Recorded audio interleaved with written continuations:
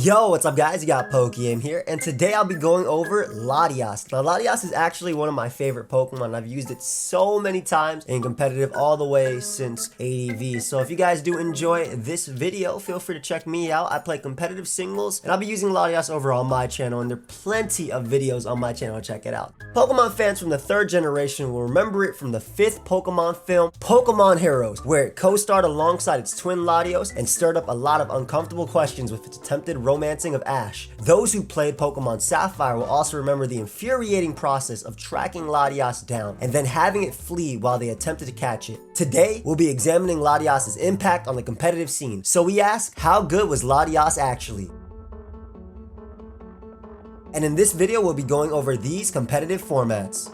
Latias reigns over the third generation's Uber tier list alongside Latios, and it was basically a flawless Pokemon. Thanks to Soul Dew, it basically started off with a free calm mind. It had terrific speed for the tier. The only Pokemon that are faster are Mewtwo and Deoxys attack. Mewtwo had to self-destruct to kill it reliably, and Deoxys attack couldn't switch in without risking being O-code by any attack. Wearing Latias down was no easy task either. It's immune to spikes, had to recover with 32 PP, and could even run refresh, which wasn't just handy for toxics. It shrugged off Kyogre and Groudon's Thunder Waves so it could continuously check them. Latias managed to not only handle those behemoths, but turn them into opportunities to set up its own offense. The special sponges that check it were all hit by spikes, which meant the spikes immune Latias not only tended to outlast them, it meant that it could damage them for free if using Roar, which was also incredibly useful for winning Calm Mind Wars. It also only tended to need one attacking move thanks to Dragon Claw's excellent coverage, with no immunities and one resistance in Steel. However, it could easily use its excellent coverage to keep its counters on its toes. Thunder was particularly nasty for special defensive Ho-Ohs, Metagross, Jirachi, and Skarmory. Latias was pretty much completely lacking in drawbacks. It couldn't even be pursued reliably since Gen 3 Pursuit was a special move, and Latias was pretty much untouchable on the special side. It was so good and easy to use that at least one of it or Latios were usually considered mandatory on any ADV Ubers team. Often, the two paired up. Normally pairing two nearly identical Pokemon serves to,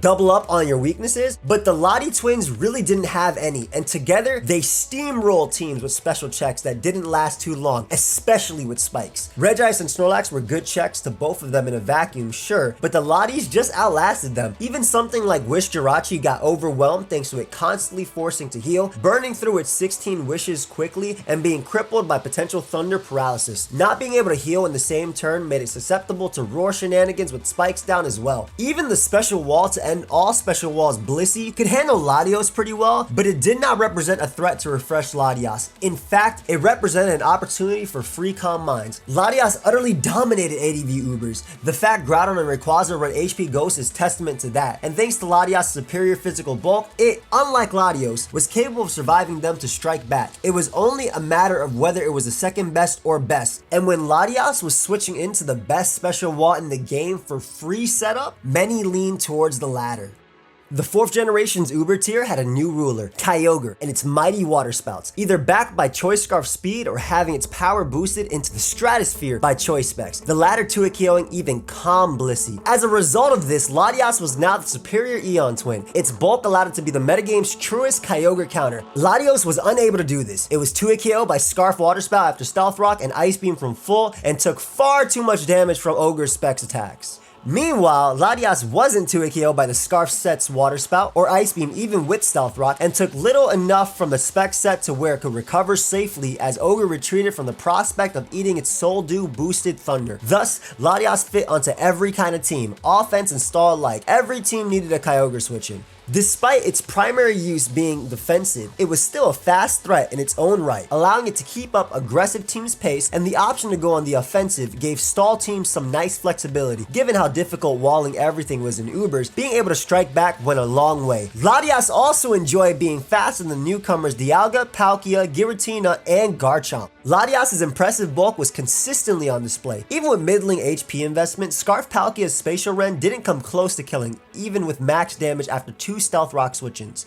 Now, Latias wasn't as invincible as in the previous generation. Recover's PP was halved from 32 to 16, it took 12% from switching in thanks to the omnipresent Stealth Rock, and worst of all, Pursuit was physical now, meaning that it actually could be trapped. However, it wasn't as simple as switch Pursuiter in and win. Scizor didn't want to switch into Thunder, and Tyranitar would get smacked by the occasional Grass Knot, which Latias could use to keep its huge hit on Kyogre, while also obviously destroying Groudon. Plus, a choice ban in Pursuit could potentially work in Latias' team's favor, as it'd be the free setup Swords Dance Lucario needed to sweep the opposition. Overall, Latias was once more a top tier Uber Pokemon in the 4th generation. Now, while Latias started the generation in Ubers, after Platinum's release, it was tested in OU. It wasn't allowed to hold Soul Dew, as it was expected it would not be too overwhelming without it, and that turned out to be correct, as it wound up staying. It didn't feel much like an Uber at all. An excellent Pokemon for sure, with its solid power and bulk and absolutely tremendous speed. Its ability to check something as threatening as Infernape and turn it into offense firmly established its presence. However, with Steels, Blissey, and Tyranitar already prevalent, it wasn't too much to handle defensively. At first, it attempted to destroy common stall teams with Calm Mind and Refresh to bait Blissey. However, that set quickly died. What caught on was the Calm Mind Roar set. This allowed it to easily win Calm Mind wars against huge threats in Suicune and Jirachi. It also allowed it to really pile Spike's damage on the grounded switch-ins. The Scarf set was a solid revenge killer, able to safely check threats like Gyarados and even outrunning agility users in Empoleon and Metagross. And Life Orb sets packed a punch, running HP Fire to devastate Scizor. However, the set that emerged that really cemented Latias' status as a top OU threat was Choice Specs. The instantaneous power helped Latias make the most out of the many opportunities to switch in it had. In conjunction with fellow Draco Meteor spammer Salamence, some players claimed that every successful team needed both dragons, if not a third in Scarf Flygon, and 2 to 3 Steels or Tyranitar.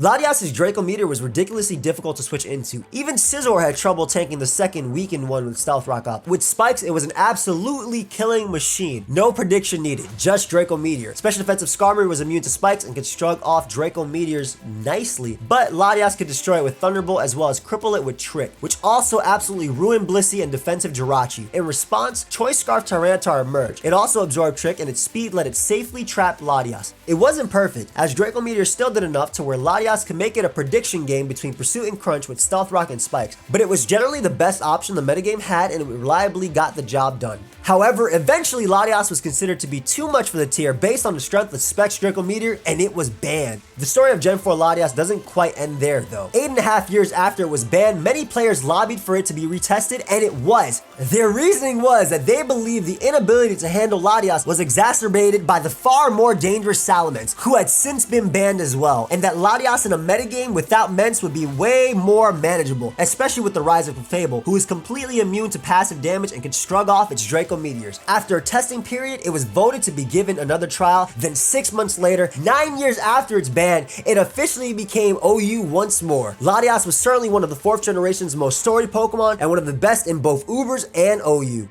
Generation 5 came around and Latias was part of OU from day one, and for the first time, so was Latios, who took over Latias' old niche of Choice Specs Draco Bomber, being more suited to the role thanks to its notably higher special attack. However, Latias was still used with various bulky Calm Mind sets. Its defensive talents were highly useful in combating the threats Black and White had brought. Its Calm Mind Roar set was a hard counter to the dangerous Calm Mind Reuniclus. It generally handled Virizion quite well, and it naturally matched up well against Sun and Rain teams. Substitute Calm Mind was also quite popular, turning the otherwise irritating Ferrothorn into setup fodder once it ran out of its meager 8 Gyro Ball PP, while also avoiding status such as Tentacruel's Toxic. Eventually, Hidden Power Fire became seen used in the last slot to destroy the incredibly common Scizor, thus effectively breaking up the Volturn chain consisting of Scizor and Rotom Wash. HP Fire was also useful for putting a ton of pressure on Ferrothorn and Skarmory, and made for an excellent cleaner on stall teams whose multiple hazards could wear down Tyranitar. Black and White 2 came around, and Latias' defensive importance skyrocketed with the additions of Landorus and Carnage Sheer Force and Keldeo. Latias adopted a bulky Life Orb set with Draco Meteor and Psyshock so it could check many of the metagame's threats while still being offensively potent. It was also able to offensively check Technician Breloom, Kyurem Black, and the reintroduced Garchomp, which was useful, but they were not on the same level as Lando and Keldeo. Latios didn't have the bulk to take hits like Latias did, nor could it withstand Breloom and Sun Venusaur like Latias could. The only Pokemon that could really check Lando and Keldeo besides Lati was Special Defensive Celebi, Celebi. And once Lando started using U-turn, it was curtains for Celebi. So it was just Lottie, who had the minor problem of getting pursued with absolute ease by Tyranitar. There was so much debate on what the broken aspect of Landorus was, whether it was Landorus itself or U-turn or pursuit, but as far as Lottie was concerned, it was a liability against Lando and Keldeo because of how helpless it was against their ever-present Tyranitar partner.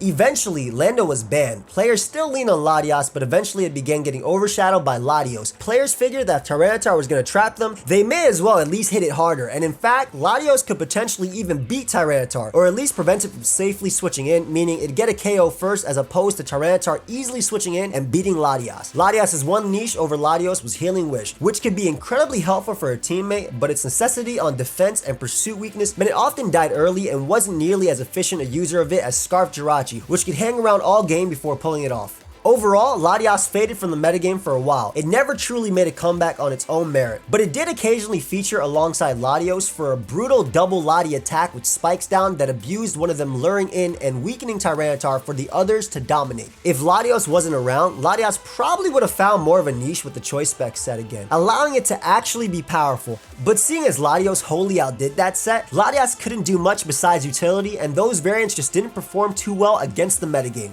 As for the Uber metagame, Latias sat out Black and White once and Soul Dew was unavailable. But then Black and White 2 came around and it was the same old excellent Pokemon. It was even more terrific now that it could defeat many types of Combine Arceus, such as the terrifying fighting and electric variants, giving its huge special defense and ability to bypass their Combine boost with a powerful side shot. It also began to go more on the offensive. Of course, Latios was stronger, but it didn't have Latias' all-important bulk. It was important for Lati to run Hidden Power Fire, given how incredibly dominant Ferrothorn was. Pressuring Fortress and Skarmory and catching Genesect on the switch was excellent utility as well. Plus, it had excellent stab power with Draco Meteor, able to threaten Okos on Groudon that it wouldn't before, as well as taking a huge chunk out of threats like Dialga and Arceus Ghost. Overall, Latias was one of the best Pokemon in Ubers once more in the 5th generation.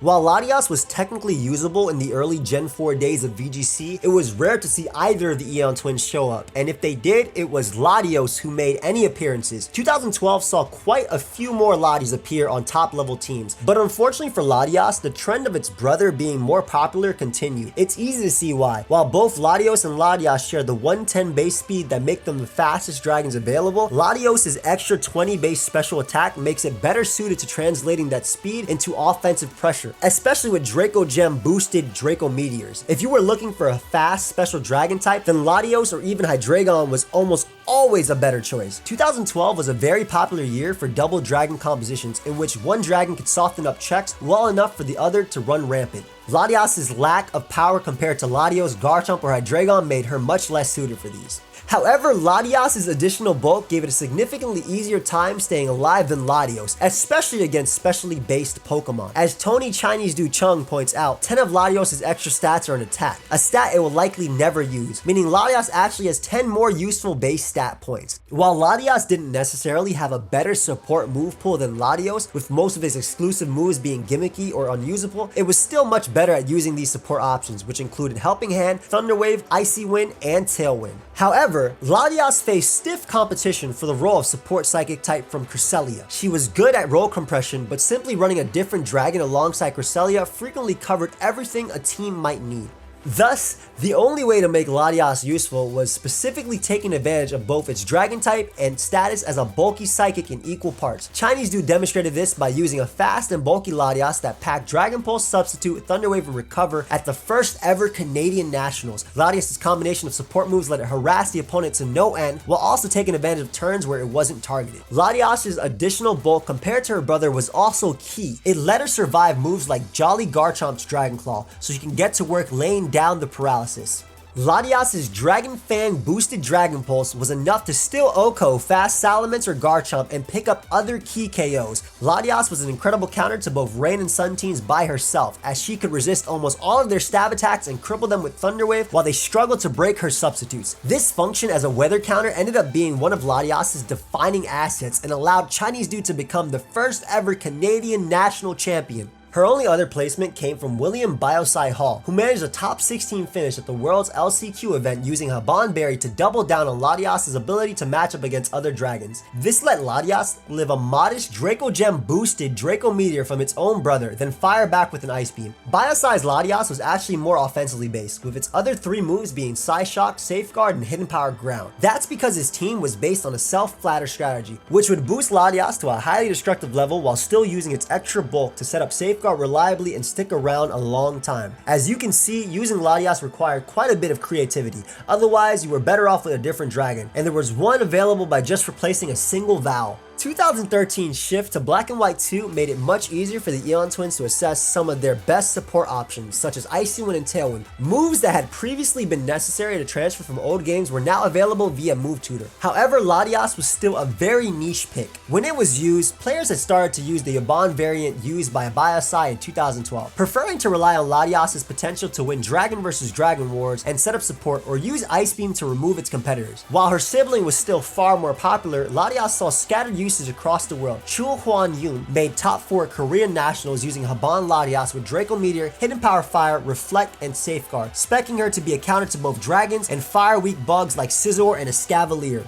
At US Nationals, Latias didn't have quite a high placement in Masters, with Andy Burley's 29th place being her only notable appearance. However, Devon Ingram brought Latias all the way to 2nd place in the Seniors Division, once again using Latias as a specialized rain counter. Along with Dragon Pulse, Recover, and Psyshock, his Latias packed Sunny Day, able to thus neuter rain teams and respond to their Kingdras at the same time. Latias also saw a 5th place at Australian Nationals, credit to Jack Clark, and a top 16 placement at German Nationals on Rena Purdy's Virizion team. However, it was clear by Worlds that it was the little sibling once again. Rena's 35th place was one of only 3 Latias appearances at Worlds, along with Lee Provost's 37th and Jamie Martinez's 15th place Latias, which also used Sunny Day along with Icy Wind and Haban Berry. Latios, by contrast, had 11 world appearances, including a spot on the winning team of champion Arash Omadi. Even if Latias' bulk made it slightly more reliable in setting up support moves, it wasn't enough of a difference to distinguish itself from Latios, especially when they had almost all the same moves and the presence of Tyranitar and Scizor could quickly eradicate the power of Latios' bulk altogether.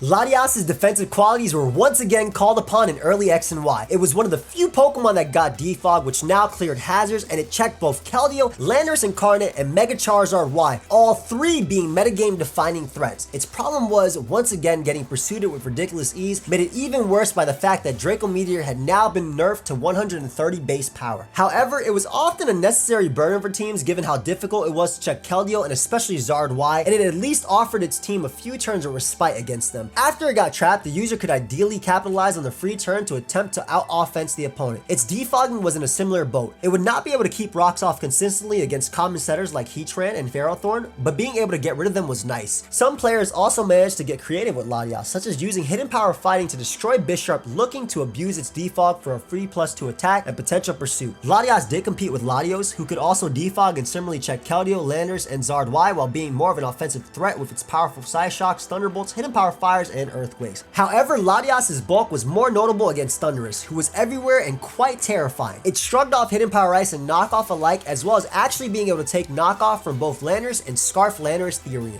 Being able to survive Protean Greninja's Ice Beam was no joke either. X and Y Latias was a flawed but crucial part of the metagame. Then Ores came around and Latias gained an incredible Mega Evolution. Its newfound defensive stat meant it was no longer easy prey for Scarf Tyranitar's pursuit, and its Mega Stone meant that it took weakened damage from Knockoff. It could even survive powerful super effective attacks like Weavile's Life Orb Icicle Crash. Its special defense meant Latias shrugged off Thundurus with other ease, as opposed to having to be careful against it. It also performed spectacular feats such as easily surviving Mega Dance's Moonblast and Kyurem Black's Life Orb Ice Beam. Finally, its special attack stat didn't change much about how it played, but it was quite nice to have. The best part was that it didn't compete with Mega Latios at all, as Latios is considered a waste of a Mega slot given how it wasn't that much better than the Life Orb set, whereas Mega Latias was generally excellent defensive Pokemon that became a crucial component of balanced and defensive teams, especially those that ran spikes to easily wear down checks like Steel types and Tyranitar. It was a terrifying Calm Mind Sweeper, with its amazing bulk complemented by a brutally powerful stored power that mowed through opposing Calm Minders like Clefairy unstable in Suicune. It also made excellent use of Reflect type, denying Ferrothorn's Leech Seed and being able to shrug off even Choice Band Tyranitar with ease. Mono Psychic coverage got the job done when Latias' goal was to accrue multiple Calm Minds, especially given the snowball effect that would jack stored power strength up to incredible levels. Being unable to hit Tyranitar wasn't a problem given its immense vulnerability to spikes. It could also use other utility moves such as Substitute or Roar in that slot, as well as coverage like Surf or Thunderbolt, but at its core it was still the same tremendous Calm Mind sweep. It also experimented with other sets such as pure utility with Thunderbolt and Ice Beam coverage that spread Thunderwave paralysis incredibly easily, making great support for other Calm Minded on his team such as Reuniclus and Clefable.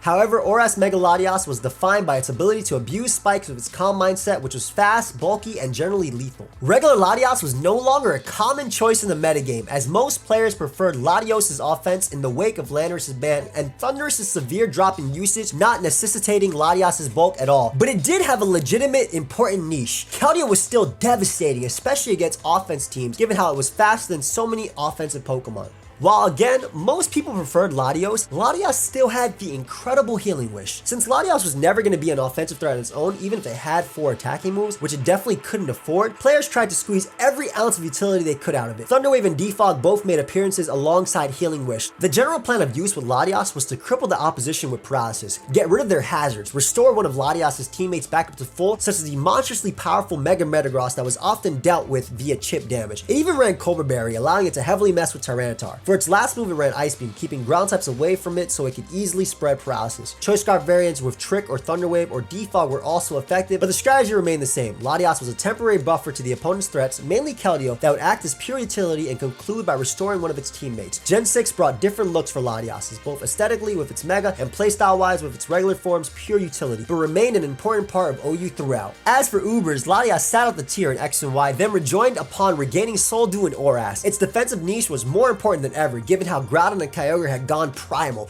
It was an effective defogger since it was immune to spikes laid by the ever-present Xerneas checking Klefki, and it could come in on Stealth Rock Primal Groudon, and Primal Groudon wasn't eager to switch into it if Latias came in against another Pokemon. Plus, using Defog on Latias opened up dangerous possibilities for his teammates Arceus, who no longer had to be wasted on support. Once again, Latias was an important Uber Pokemon for the 4th generation in a row. VGC taking place in Omega Ruby and Alpha Sapphire finally gave Latias a nominal edge over Latios, its Mega Evolution, which had significantly better stat distribution due to its bonus stats being focused in defenses rather than attack. However, the leg up over its brother didn't mean a leg up over the competition. Mega Latias struggled to assert itself as being worthy of a Mega slot over choices like Mega Kangaskhan, Mega Charizard Y, or Mega Mawile. Its lack of Fire type coverage meant it struggled to break Steel types as an offensive threat, and the threat of Mega Gardevoir, Sylveon, or other Fairy types made it hard for it to break through. What's more, both of the Latias twins didn't have the claim to being the fastest dragon type anymore. That title now went to Mega Salamence, whose very existence made their use questionable. So if you were going to use Latias, it wouldn't be Mega, and then that means you were probably better off using Latios anyway, even though it was just as nerfed as its sibling. Latias thus saw only 2 placements of any note at all in 2015. Mark Clamp's 37th place at German Nationals, and Luca Tregut's 3rd place in the Seniors Division at US Nationals.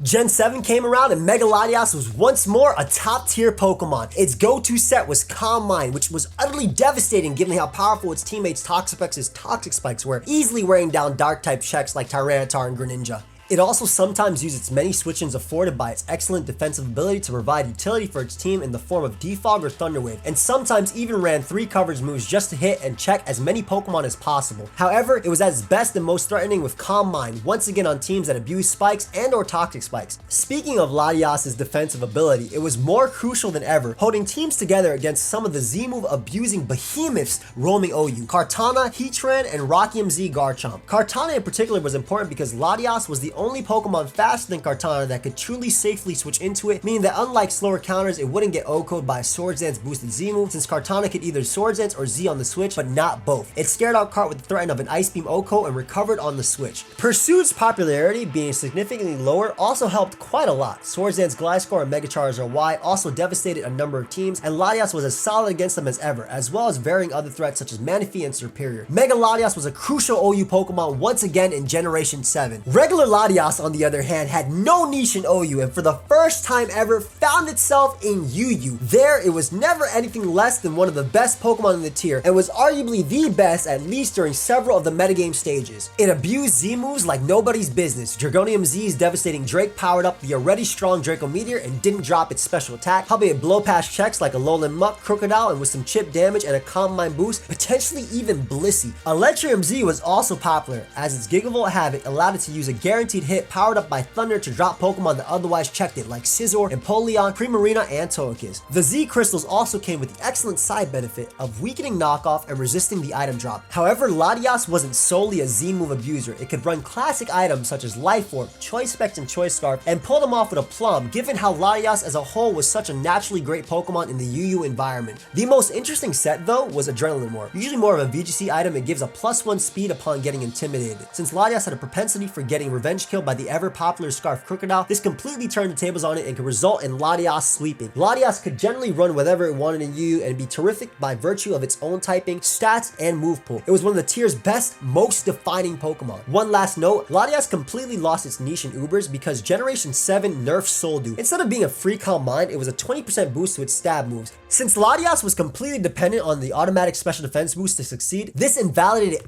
any use it had. Unfortunate, but at least it had been excellent for the previous 4 generations.